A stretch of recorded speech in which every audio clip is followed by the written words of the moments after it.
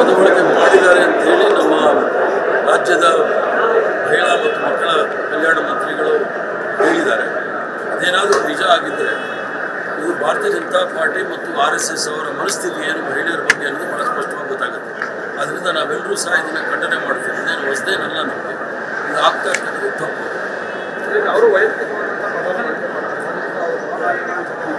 ವೈಯಕ್ತಿಕವಾದ ಪದ ಸಂವಿಧಾನದ ಚೌಕಟ್ಟಿನಲ್ಲಿ ಪಾರ್ಲಿಮೆಂಟರಿ ಪಾಲಿಟಿಕ್ಸಲ್ಲಿ ಇದ್ದರೆ ಪರವಾಗಿಲ್ಲ.